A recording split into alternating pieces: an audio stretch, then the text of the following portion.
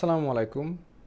Last time আমি আমার বন্ধু রাষ্ট্রের ব্যাপারে বা আমাদের দেশের ব্যাপারে কিছু হিস্টোরিক্যাল ফ্যাক্ট তোলার জন্য আমাকে ফেসবুক অলমোস্ট 1 বছরের রিচ কমিয়ে দিয়েছিল। তো আমি হয়তোবা বেশি কিছু বলতে পারবো না, হয়তোবা এতটুকুই বলতে পারবো যে আমাদের বাংলার কারো দরকার নাই। ইতিহাস যদি পড়ে দেখেন, যে কোনো ইতিহাস, আপনারা ব্রিটিশরা এসে কী পেয়েছে, আমরা পৃথিবীর মধ্যে সবচেয়ে ধনী রাষ্ট্র ছিলাম, not one of the richest, the richest.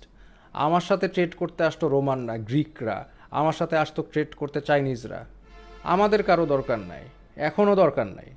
হ্যাঁ, যদি কেউ মনে করে আমাদের অন্য কোনো ইয়ের সাথে ডিপেন্ড করার দরকার, we don't need it, thank you.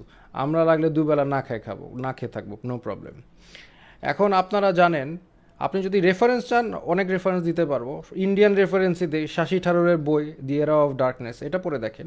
Bengal কতটা ধনী রাষ্ট্র, এটা এটা ওনার বই, ইন্ডিয়ানদের বই পড়ে দেখেন। আপনি ব্রিটিশদের রেফারেন্স পড়ে দেখেন। হ্যাঁ, আর বেঙ্গল সালতানেটের সময় তো আমরা তো একটা জিরাফ আফ্রিকা থেকে নিয়ে এক গিফট হিসাবে আমরা চাইনিজকে দিয়ে আসছি। তো আমরা আমরা এরকম মানে রিচ একটা কান্ট্রি। সো এগেন, আমাদের কারো দরকার নেই, কখনো দরকার হবেও না ইনশাআল্লাহ। আপনারা জানেন বন্ধুরাষ্ট্র কি করেছে, ড্যাম কি করেছে, এগুলো নিয়ে বিস্তারিত বলা তো যাচ্ছে না। তা আপনারা সবাই জানেন, এখানে বিস্তারিত বলারও প্রয়োজন আমি মনে করছি না। তো এখন তাদের দেশে আসলে একটা ইস্যু দরকার, তো তাদের এখন আমাদের তাদের জনগণই আমাদের এই স্বৈরশাসকের বিরুদ্ধে আন্দোলন করেছে। তাদের জনগণই এখন তাদের সরকারের বিরুদ্ধে আন্দোলন করতেছে। তারা তো এখন আমাদের থেকে ইন্সপায়ার্ড, তো তাদের এখন একটু গায়ে হয়তো বা সরকারের গায়ে লেগছে। তো এই জন্য তারা চাচ্ছে একটা ওদের দেশকে ইউনাইট করার জন্য কমন এনিমি লাগে, তো তাই মানে আমাদেরকে মনে করছে কি আমরা সফট, এই জন্য মনে করছে যে আমাকে কমন এনিমি বানানো তাদের জন্য ওয়াইজ হবে। আমি মোটেও মনে করি না আমাদের সাথে কমন এনিমি যদি করতে যায় আমাদেরকে, এটা তাদের জন্য ওয়াইজ কোনো ডিসিশন হবে। তারা যদি এখনও স্বৈরশাসক যে এখনও তাদের দেশে পালিয়ে আছে, যার বিপক্ষে তাদের জনগণ আন্দোলন করেছে, যেই স্বৈরশাসক আমাদের পক্ষে যাদের ওদের জনগণ আন্দোলন করেছে, সে এখন ওই দেশে আছে। তো সে ওই দেশ থেকে অনেক বুদ্ধি নিশ্চয়ই দিচ্ছেন। তো আমার মনে হয় না ইন্ডিয়ার এখন কোনো একটা ওয়াইজ ডিসিশন হবে আমাদের এগেনস্টে কোনো রকম।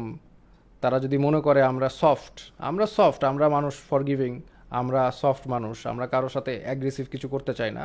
বাট মারাঠারা কিন্তু 5বার আলিবর্দি খানের কাছে হেরে গেছে। 5বার তারা আক্রমণ করেছে, 5বার হেরেছে। Bengal is not so easy, don't forget this.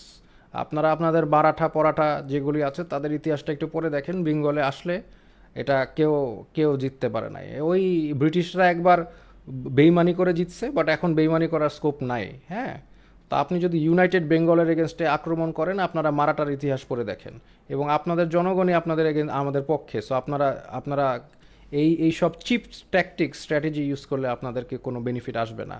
So আমি এখন আমাদের জনগণকে বলছি, আপনারা সবাই তো জানেন ফেনীর অবস্থা কি। আমরা আমাদের নিজের জনগণকে এখন বাঁচাই। এখন হয়তো বা প্রফেশনাল ছাড়া এই মুহূর্তে কেউ খুব বেশি একটা হেল্প করতে পারবে না, কিন্তু পরের স্টেপ আছে। আমরা সবাই এদের জন্য আমাদের যেখান থেকে আছি, যেভাবে আছি সেখান থেকে তাদের সাহায্যের হাত বাড়িয়ে দিই। আমার নিজের ছাত্ররা যারা প্যালেস্টাইনের জন্য ডোনেশনের কাজ করেছে, এবং এই ধরনের যারা কাজ করেছে আমার ছাত্রছাত্রীরা, তারা ইনশাল্লাহ সামনে টাকা কালেক্ট করবে। আমি হয়তো বা তাদের অ্যাড্রেস আপনাদেরকে দিয়ে দিব। তারা একদম ডেফিনেটলি তারা এক্সপিরিয়েন্সড এবং তাদের অভিজ্ঞতা আছে। তারা ভালো জায়গায় এবং কারেক্টলি টাকাটা ইউটিলাইজ করতে পারবে বলে আমি মনে করি, ইনশাআল্লাহ। বাট আমি মনে করি এখন সবার জায়গা থেকে আমাদের নিজের জনগণকে বাঁচানো লাগবে। এগেন, আমরা কারো হেল্প দরকার নাই, আমরা নিজেরাই পারবো ইনশাল্লাহ। লাগলে আমরা নিজে খাবো না 2 বেলা, কিন্তু তারপরও আমাদের জনগণকে আমরা বাঁচাবো আগে। এটাই আমাদের এখন প্রায়োরিটি 1।